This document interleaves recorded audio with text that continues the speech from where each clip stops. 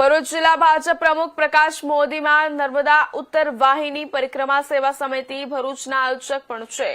તેઓએ વર્ષ 2023 અને 2025માં નર્મદા કલેક્ટર, મુખ્યમંત્રી અને વડાપ્રધાનને ચૈત્ર માસમાં યોજાતી નર્મદા પરિક્રમામાં લાખો પરિક્રમાવાસીઓને સુવિધા ઊભી કરવા એ બ્રિજ બનાવવા રજૂઆત કરી હતી.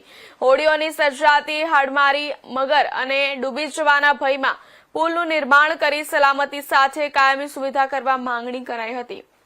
જિલ્લા ભાજપ પ્રમુખની રજૂઆતને ધ્યાને લઈને આદિજાતિ વિસ્તાર નર્મદા જિલ્લામાં રોડ કનેક્ટિવિટીને વધુ સુદૃઢ બનાવવા મુખ્યમંત્રી ભૂપેન્દ્ર પટેલે મહત્વપૂર્ણ નિર્ણય લીધો છે.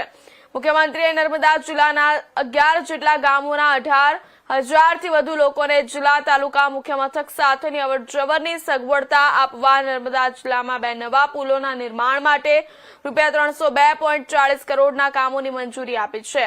નર્મદા જિલ્લાના રેંગણ ઘાટથી રામપુરા ઘાટ ઉપર પુલ માટે ₹123.13 કરોડ અને શહેરાવ ઘાટથી તિલકવાડા ઘાટને જોડતા પુલ માટે ₹179.27 કરોડ મંજૂર કરાયા છે.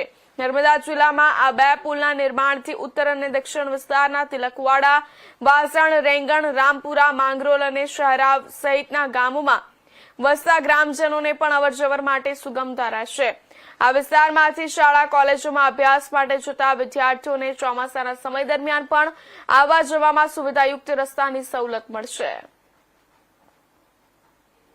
ભારત દેશમાં અને સમગ્ર વિશ્વમાં નર્મદા નદી એ એક એવી નદી છે કે જેની પરિક્રમા કરવામાં આવે છે.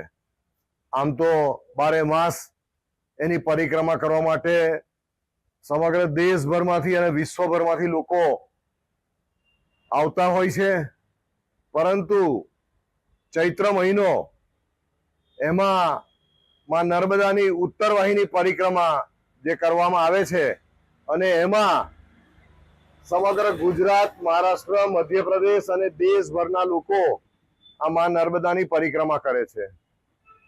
આ રામપરાથી શરૂ થઈ અને શહેરાવથી તિલકવાડા અને ત્યાંથી થઈ અને રેંગણથી રામપરા જે પરત ફરવાનો રૂટ છે, આ રૂટમાં પરિક્રમા કરતા સમયે 2 વખત નદી પાર કરવી પડતી અને આ નદી પાર કરતા સમયે બોટની સુવિધાનો અભાવ હોય તો પુષ્કળ હાડમારી વેઠવી પડતી હતી પરિક્રમાવાસીઓને. અગાઉ જ્યારે 2020-21માં માત્ર 4 બોટ હતી અને તે વખતે પણ ખૂબ જ અફરાતફરી સર્જાયેલી અને અમે તે વખતે માનનીય મુખ્યમંત્રી શ્રી પાસે અને માનનીય પ્રધાનમંત્રી શ્રીને રજૂઆત કરી હતી લેખિતમાં કે આ રૂટ પર બ્રિજ બનાવવામાં આવે કે જેથી પરિક્રમાવાસીઓ બ્રિજ પર ચાલીને પાર કરી અને નર્મદા પરિક્રમા પૂર્ણ કરી શકે. કેમ કે બોટની સંખ્યા વધારવી અને કોઈ